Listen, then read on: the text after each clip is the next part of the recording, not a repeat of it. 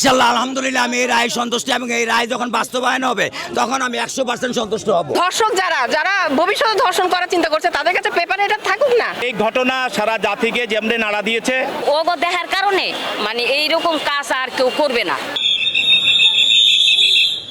রাজধানীর পল্লবীতে ৮ বছর বয়সী শিশু ধর্ষণের পর হত্যার বহুল আলোচিত মামলার রায় ঘিরে আদালত প্রাঙ্গণে আইনশৃঙ্খলা বাহিনীর কড়া পাহারায় রোববার সকাল ৯টার মধ্যে নিয়ে আসা হয় প্রধান আসামি সোহেল রানা ও তার স্ত্রী স্বপ্নাকে।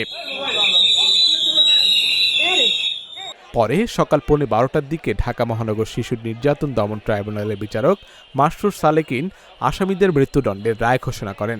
একই সঙ্গে আদালত সোহেল রানাকে ৫ লাখ টাকা এবং স্বপ্নাকে ২ লাখ টাকা জরিমানা করেন। মাত্র ১৭ দিনের বিচারিক কার্যক্রম শেষে বহুল আলোচিত এ মামলায় রায় দেওয়ায় সন্তুষ্ট ভুক্তভোগীর পিতা। ইনশাআল্লাহ আলহামদুলিল্লাহ আমি এই রায় সন্তুষ্ট এবং এই রায় যখন বাস্তবায়ন হবে তখন আমি 100% সন্তুষ্ট হব।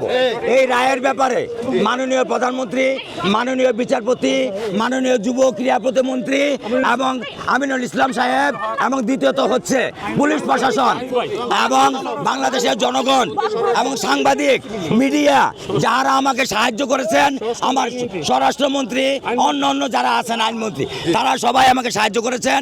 আমি আমার পরিবারের পক্ষ থেকে তাদেরকে কৃতজ্ঞতা প্রকাশ করছি। এ ঘটনা জাতিকে নাড়া দিয়েছে। সমাজে এ শাস্তি দৃষ্টান্ত হয়ে থাকবে বলে জানান রাষ্ট্রপক্ষের এই আইনজীবী।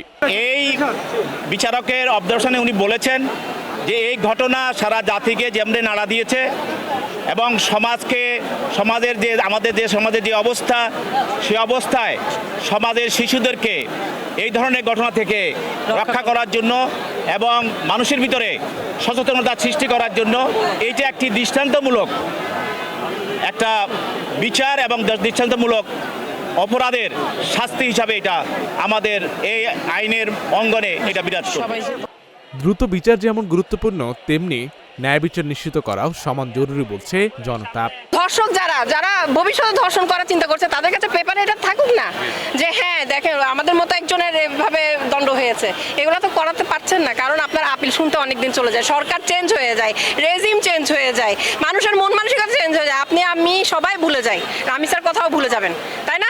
আপিল নিষ্পত্তি হতে হতে কেউ মনে রাখবেন, কেউ মনে রাখবেন না। বাংলাদেশে সরকারের কাছে আবেদন, সবার কাছে আবেদন যে এইরকম জাতকে আর না হয়, এইরকম জাতকে না হয়, এইরকম জাতকে কোনো মা কোনো শিশু এমন নির্যাতন না হয়। এই যে আজকে রায়টা হয়েছে এর জন্য অন্তত অনেক খুশি। আজকে যে রায়টা, এটি আমি মনে করি যে বাংলাদেশের ইতিহাসে একটা বিরল ঘটনা।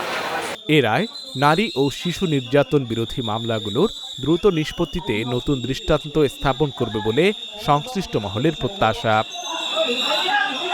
আশিক আরেফিন, ঢাকা জার্নাল।